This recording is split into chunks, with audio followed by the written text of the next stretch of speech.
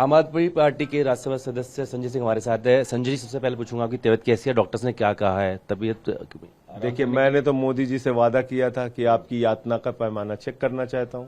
तो मुझे लगता है कि 6 महीने में जेल में रहा।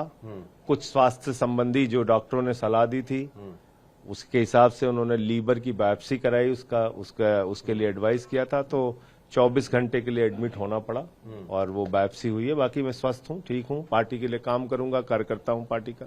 मैं इस सवाल इसलिए पूछा कि 36 घंटे भी आपको रिलीज हुए नहीं हुए और महज आप 6 घंटे भी घर पे नहीं रुके हैं, तो अब आगे चुनाव प्रचार या जो जिम्मेदारी उनको निभाने के लिए तैयार है? देखिए, हमारे पार्टी के मुखिया अरविंद केजरीवाल जी को भाजपाइयों ने और इस देश की तानाशाह हुकूमत ने जेल में रखा हुआ है और इसलिए हम लोगों की जिम्मेदारी है, एक एक कार्यकर्ता की जिम्मेदारी है कि 10 गुना ज्यादा मेहनत से काम करें।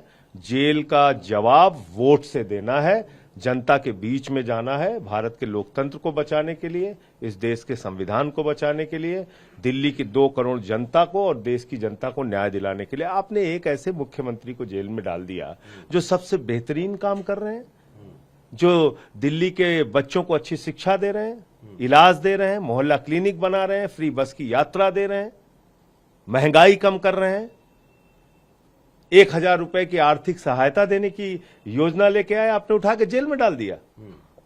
तो इसलिए 10 गुना ज्यादा मेहनत हम लोग काम करेंगे पार्टी के लिए और पार्टी को जिताने का काम करेंगे। जहां जहां इंडिया गठबंधन के कैंडिडेट हैं उनको जिताने का काम करेंगे। 4 अक्टूबर 2023 को संजय सिंह गए थे और 3 अप्रैल 2024 को वापस लौटे हैं, क्या फर्क है? सुना है पीएमएलए पढ़ के आए हैं आप।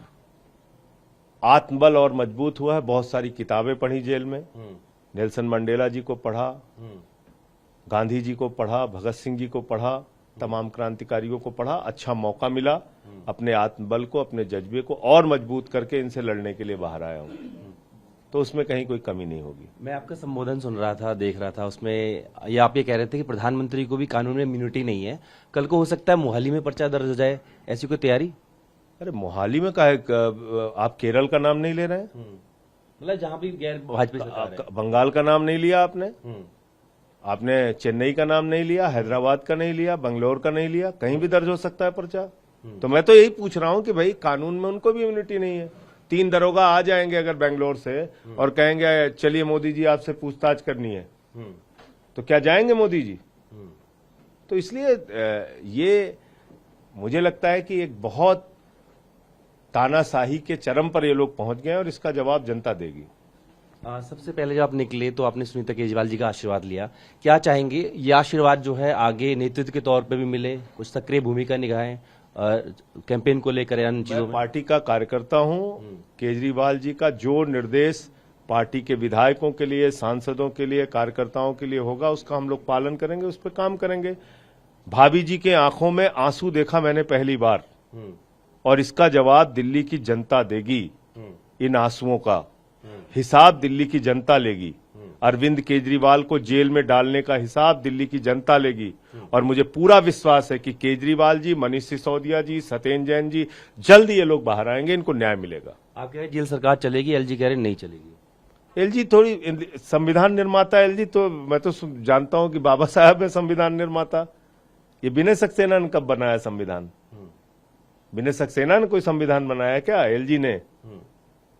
तो मुझे दिखाइए कहां लिखा हुआ है। एलजी नहीं तय करेंगे ना भाई जी। दिल्ली के 2 करोड़ लोगों ने चुना है ना केजरीवाल जी को। संजय सिंह के लिए जेल के ताले टूट गए, बाकी लेकर टूटेंगे? बस आखिरी सवाल। माननीय न्यायालय से मुझे पूरा भरोसा है, जल्द ही फैसला हमारे नेताओं के हक में आएगा। तो संजय सिंह को भरोसा है कि जैसे जेल के ताले उनके लिए टूटे हैं, वैसे ही बाकी नेता जो हैं अरविंद केजरीवाल, मनीष सिसोदिया, सत्येंद्र जैन, उनके लिए भी जल्दी टूटेंगे, वो भी जेल से रिहा होंगे। अपने वीडियो सहयोगी निरंजन दास के साथ जितेंद्र भाटी।